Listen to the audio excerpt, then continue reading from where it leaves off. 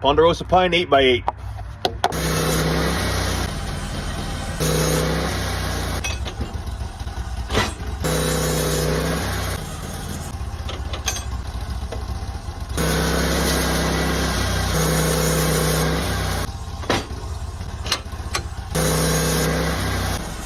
Right on. Well, that changed a little bit.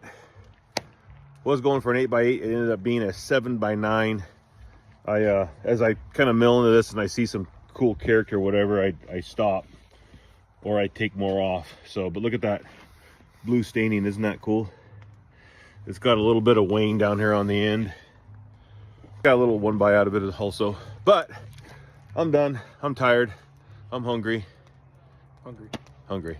Yeah, agreed. All right, guys. Hope you guys enjoyed, and we'll catch you on the next one.